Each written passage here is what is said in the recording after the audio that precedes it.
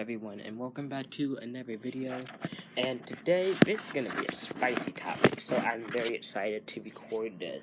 I thought of this video about a week ago, and I just been taking notes, observing my classes, just getting prepared for this video. I'm really looking forward to this, and really excited just to discuss some of the topics, or a multitude of topics, I guess, that's gonna be in this video. So, as you may know, I have been in remote learning for over 100 school days. So that's not including the summer and everything from last March to May. So that 2-month period there, and then summer break. And then over 100 school days. We're right at the end of January. It's the 29th. And then Monday is February 1st. So, remote for 10 straight months. And there's the 20% alert. Fantastic.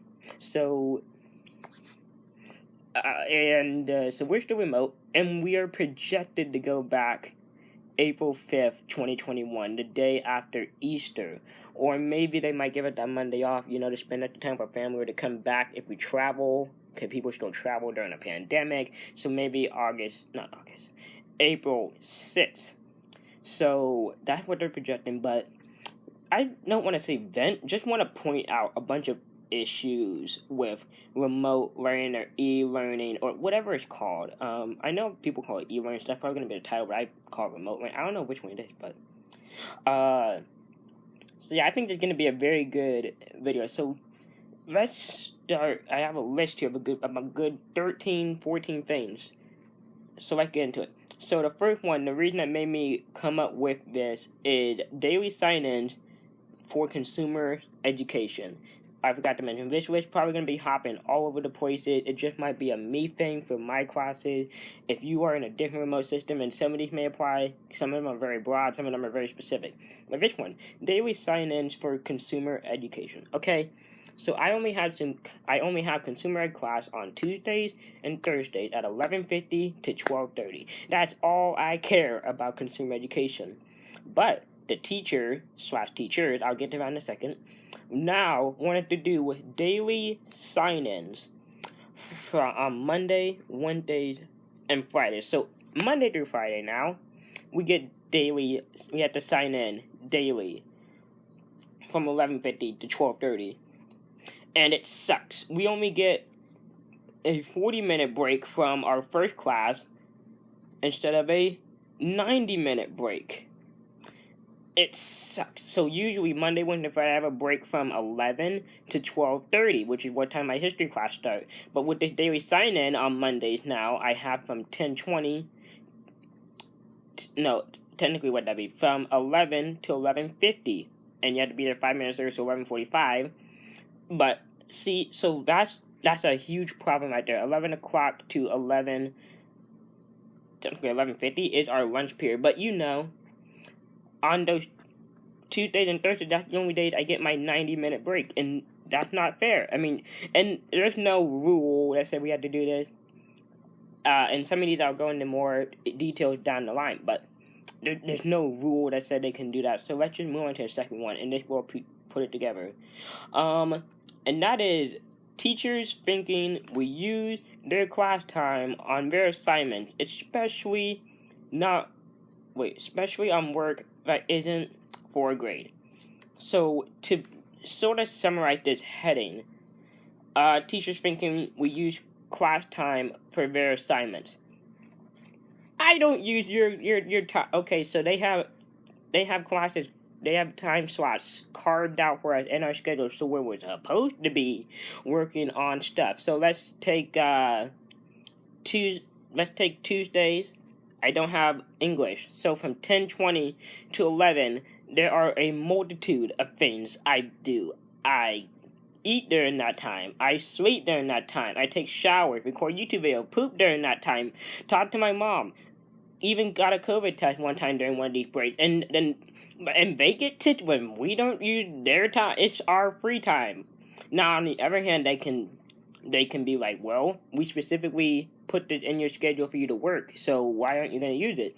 Well, you really think it's very hard to stay on task with remote learning. And if we have an opportunity when we're not on Zoom in classes, you really think we're going to use that? No, we're not. And then it's the one I have that's especially on work that isn't for a grade.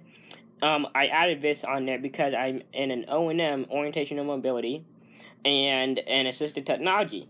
And they wanted to do work, but it's not for a grade. They can't grade us. It's not an official class. My teacher named Mr. Foster, he can't go and be like, well, you didn't do this cane technique today, so I'm gonna go into your math grade and lower it by a few points. No, you can't do that. There's no inspiration for me to do something for a class that's not even for a grade. And he's like, oh, we're gonna do drawings for gift cards. I don't want an Apple gift card. I'm perfectly satisfied with what I have. I don't know. A drawing isn't gonna make me do it. You can't force me to do it. It's stupid. Okay? Now we have constant technology problem. Now this one, I understand. It is a problem, but it's a legitimate problem.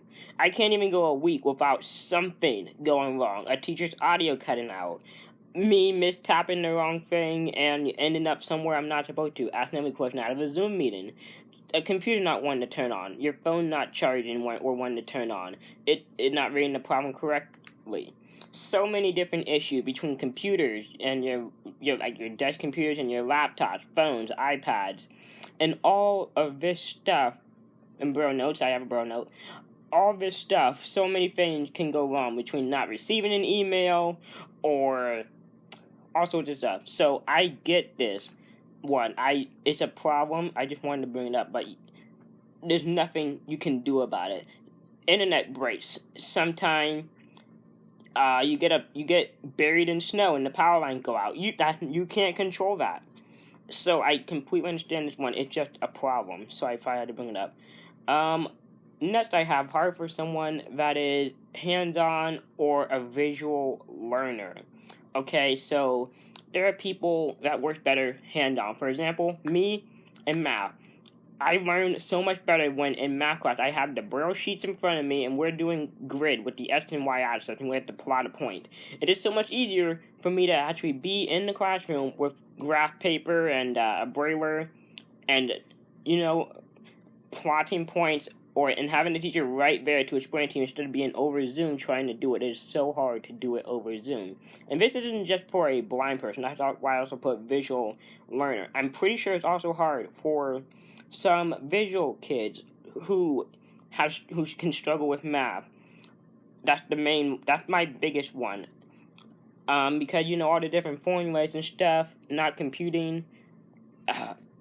Well, you get what I mean. I mean, if you're a really hands-on person or a visual learner, it's really hurting you not to be in the classroom. Now this next heading, I just sort of tied it all as one I have. It's boring / not fun / short attention span / hard to focus. And I think everyone deals with this. Yeah, they think it's boring.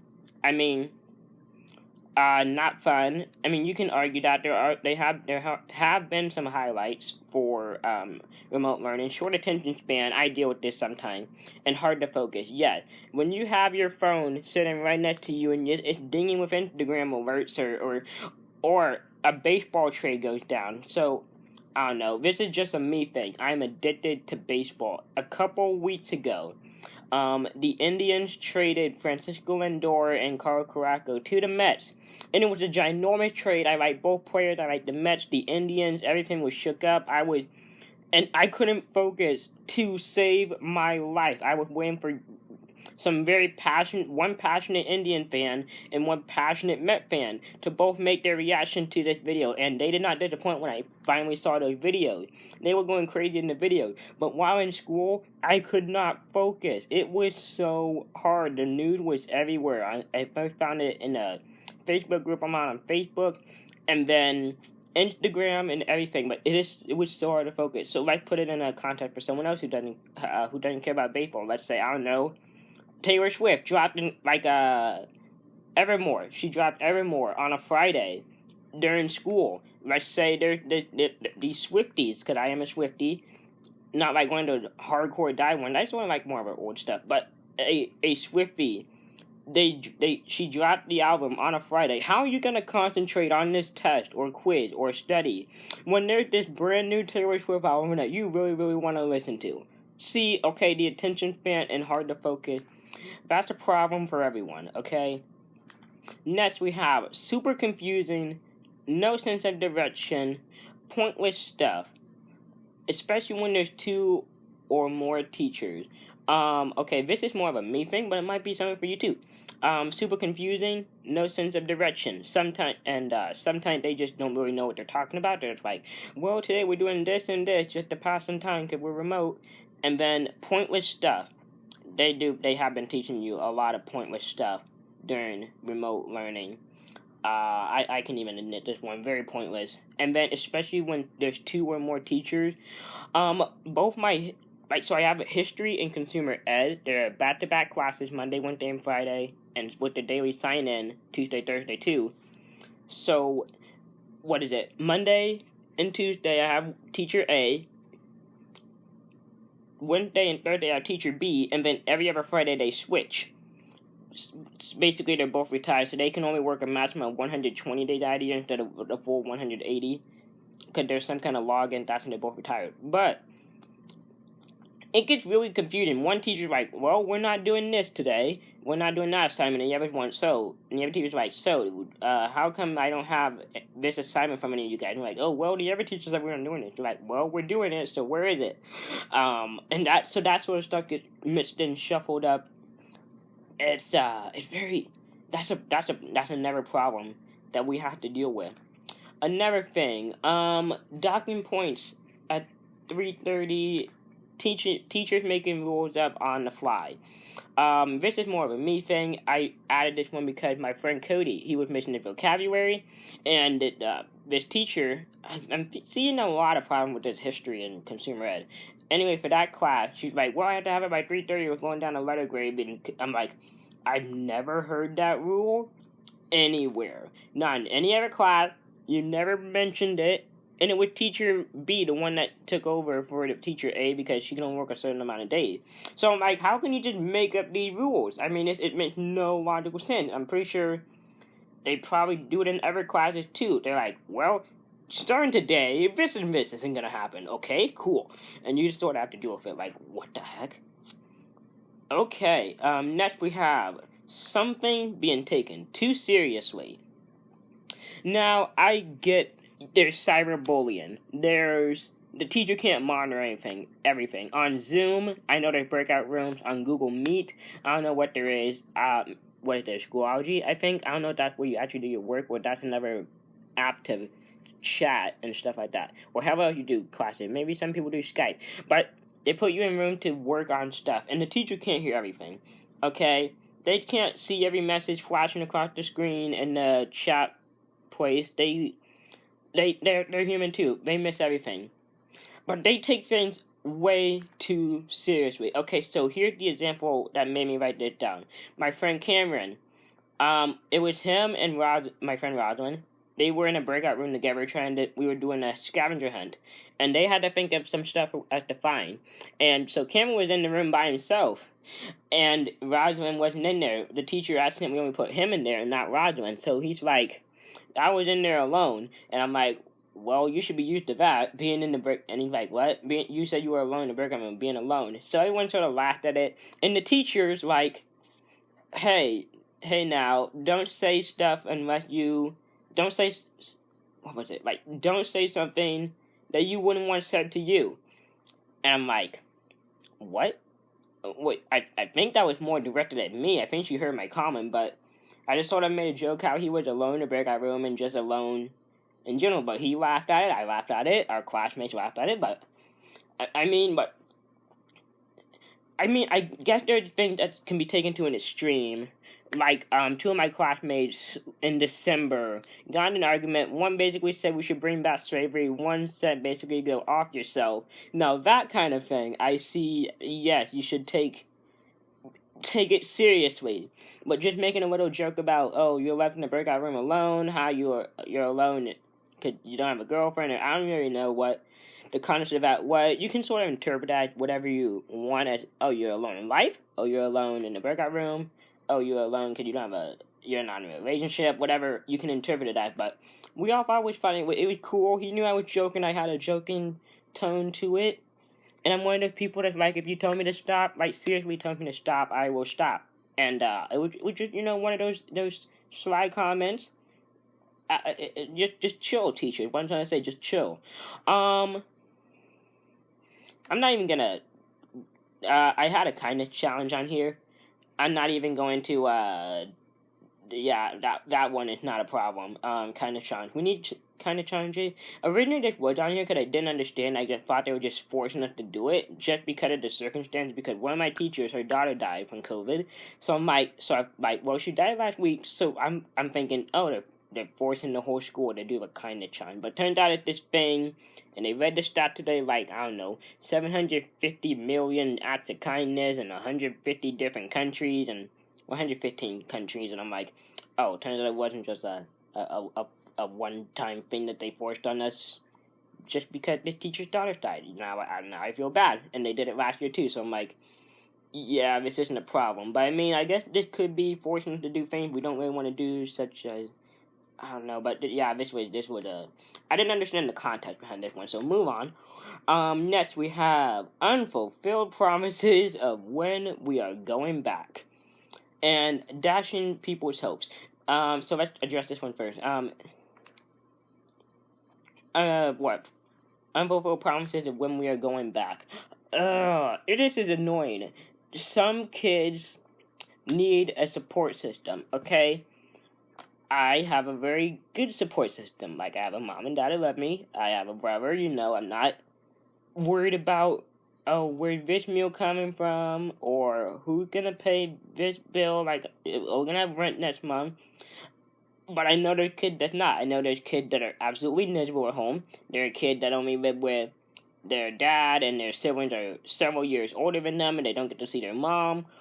Or, like, there could be in abusive situations or situations where they have to go back and forth between houses and it's super stressful, and these kids have anxiety problem, depression problem, always stressed out. So I get it. But my school, ISBI, Elementary School for the Visually Impaired, is a support system for a lot of kids. And when you keep saying, oh, we're going back, that just puts false hope into them. So, originally, back in 2020, March, they said, okay, we're taking 2 weeks off, and we'll be back. We'll be back totally. Didn't happen. April, gone all of April. They said we'll come back in May. Didn't come back in May. When we have summer break, yo, we're coming back in August. We're coming back in actually, no, we're not coming back in August. We're coming back in October. No, not October. No, we're coming back December. December, we're coming. No, not December. January 5th. Mark your calendar. No, never mind. Now they are saying April 5th.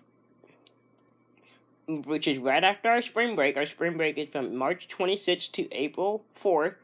And then we go straight back to school. Now, this is interesting. With what's going on, we just passed 400,000 COVID deaths. There's shortages of vaccine. There's pandemonium. People having long lines of COVID. There's a UK variant confirmed in like half the United States already. I guess it's just sort of a race against time as I see it. Are they gonna get everything set up and verified for me to go back to school before we potentially have to go back on another lockdown?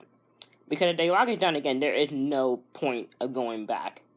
Because if they shut it down from April to May, and then go back, May 1st or something like that? We're only there for 3 weeks, and then the school year's out for summer. I was banking on August 2021 the entire time. Like, you can go back in previous videos. I've said August 2021, and people have literally cried when they say, oh, we're not going back. Because they miss their friend. They also miss the support system, the steadiness of the school, and it had counseling and a lot of stuff that they can't get at home. And another thing, putting false hope into people, we literally watched a bus video. You know those videos like how to board a bus. This is how you do safe bus evacuations. What the? Why are we doing this? Why? This is just putting false hope. And they're like, well, next week the staff can get COVID vaccines February 10th, and then they can also get them again on March 10th. And they're like, that's great and all, but there's a shortage, so sure, I don't know. Talk to Johnson & Johnson. I don't get it. Okay, next. This is a personal my school thing, but we have the worst C days ever. C days are these half days. That's how I'm able to record this right now at 11:50. It starts at 9:15 to about 11:45-ish.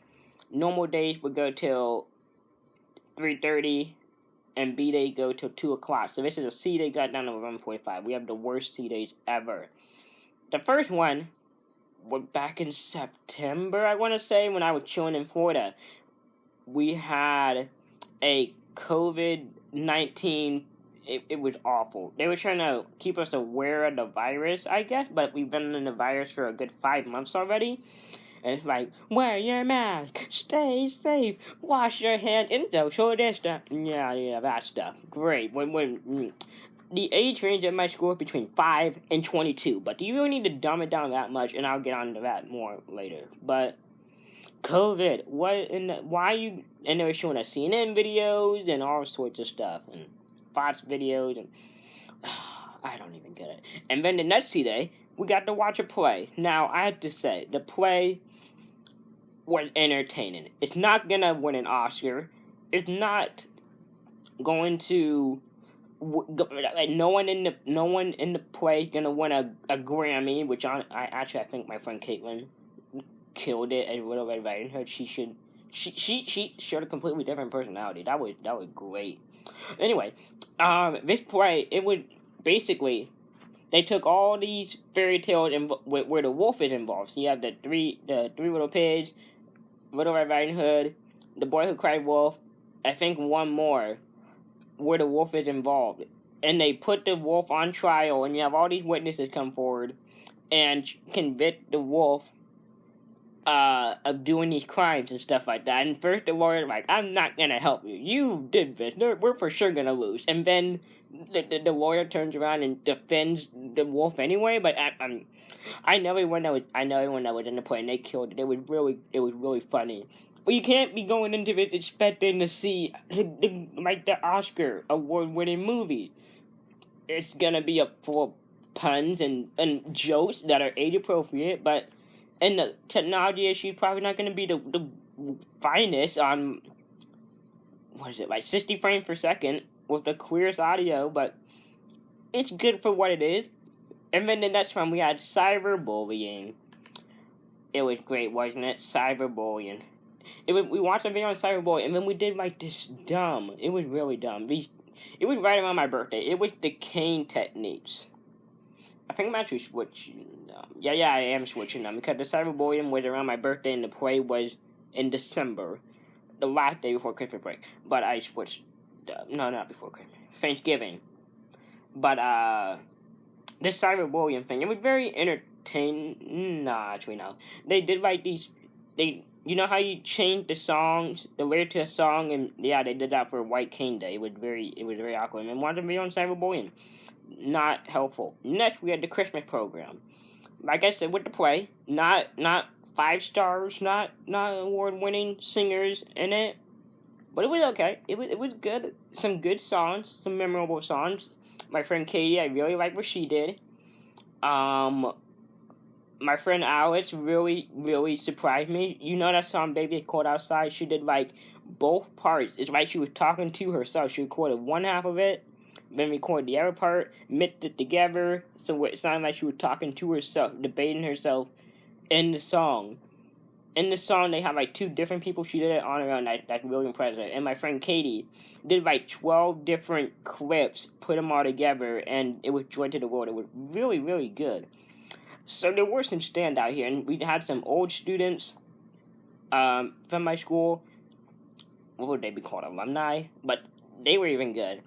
And then we have Self-Individuality Day, which I just got out of. And it's not sucked. Okay, I don't want to say sucked.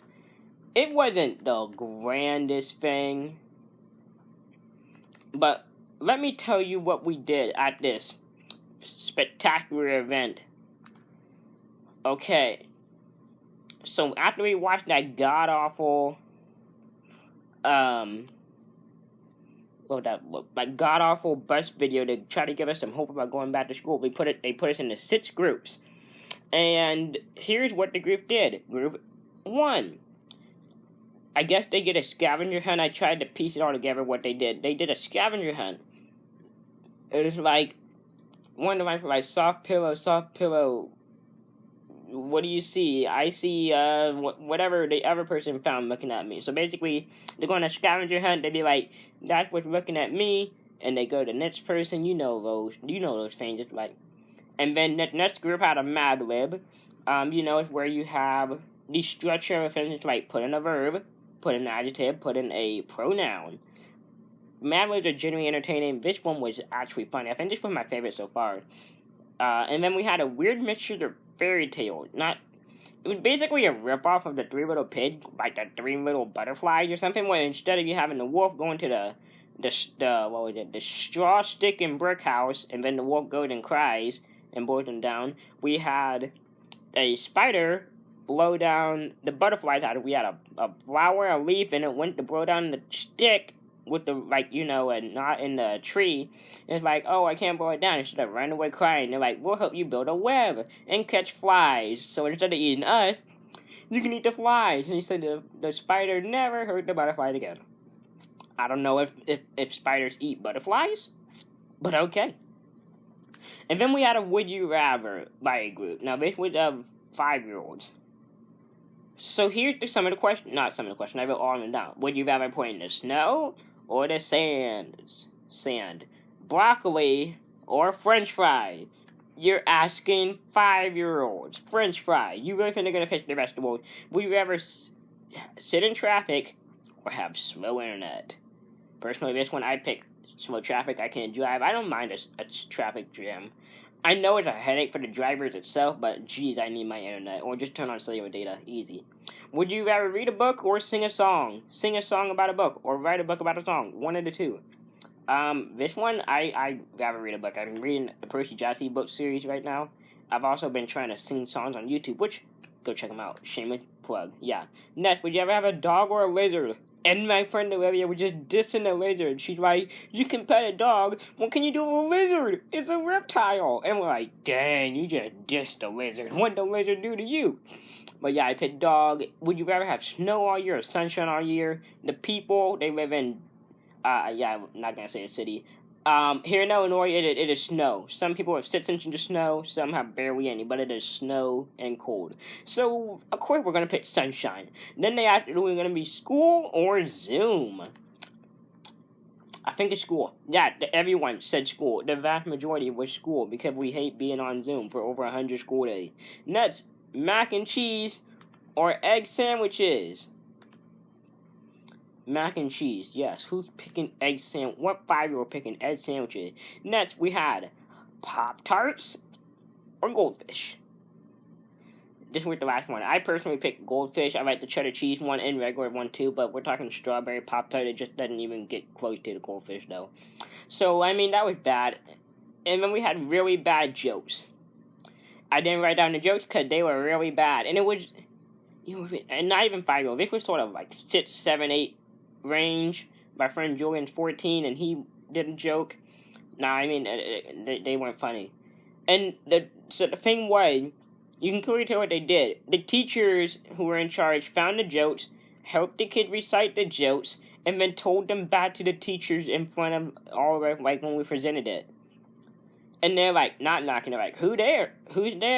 And it's like, this person. And like, knock, who's there? Arshu, bless you, and next time cover your nose or something like that. And they're like, ha ha ha ha ha. And we're like, I can clearly tell what's happening here. There's no way they just came up with these on the spot. You clearly knew what they were gonna say. Oh my god, that was really, really bad. And then My group, the final group, was a ridiculous story. Okay, so I'm going to read the story real quick. Basically, our group, we had a scavenger hunt. We had like 7 rounds to go find some things, and it was fun.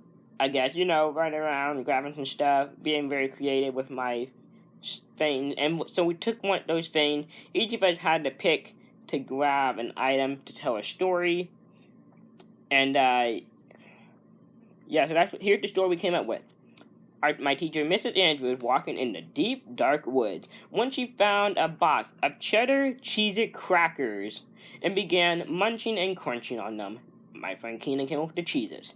Then, all of a sudden, she got a huge whiff of Adidas cologne sprayed at her. I believe that was my friend Bernie. In the distance, she seen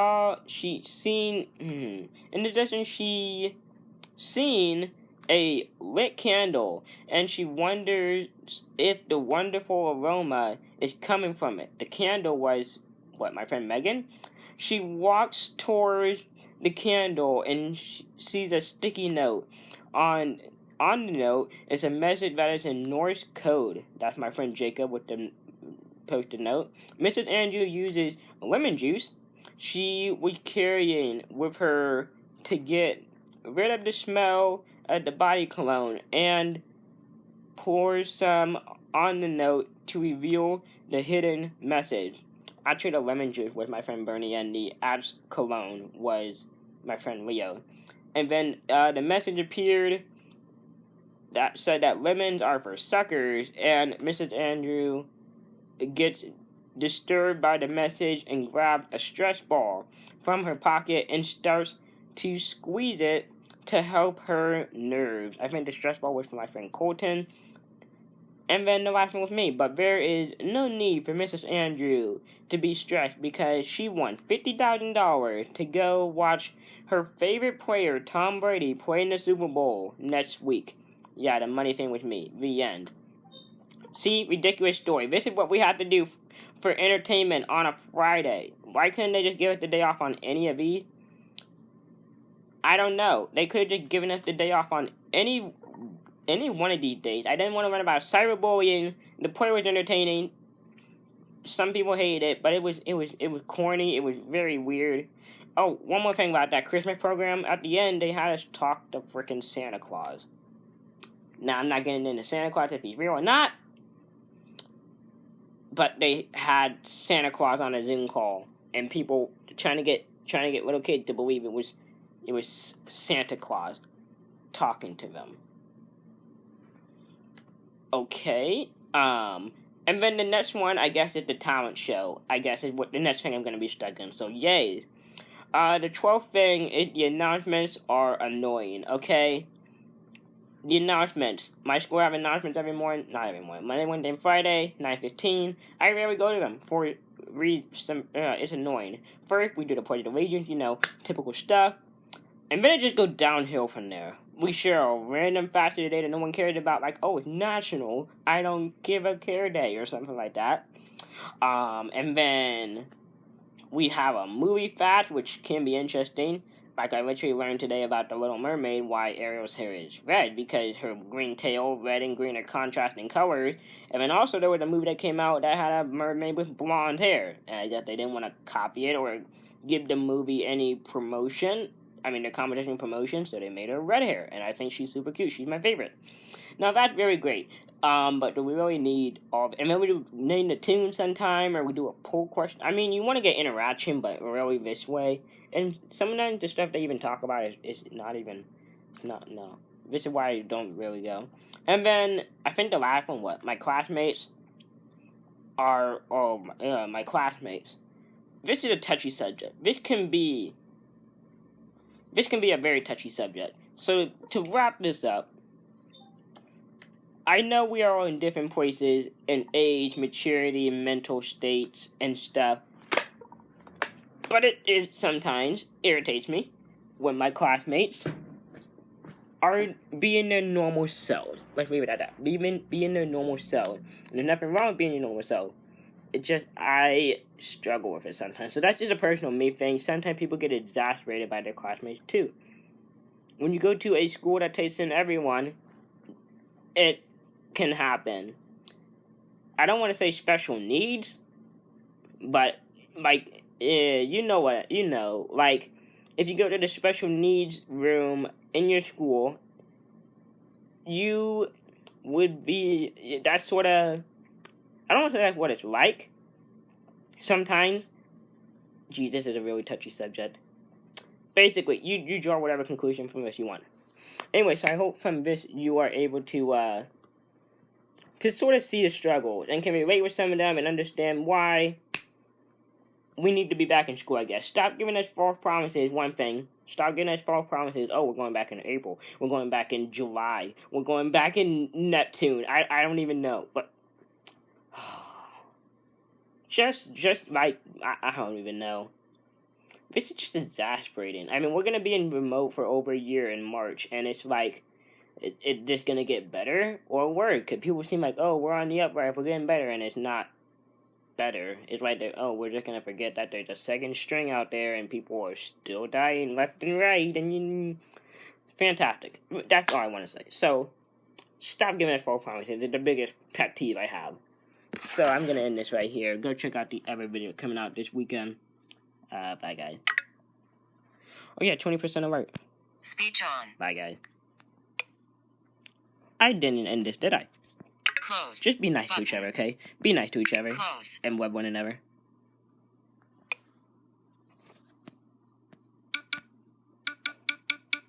Low battery. 20% I can't end battery. YouTube videos. Close. I can't end YouTube videos. Close. 20%. Close. I know it's... Close. 20. Close. You are exasperating me. Bye, guys.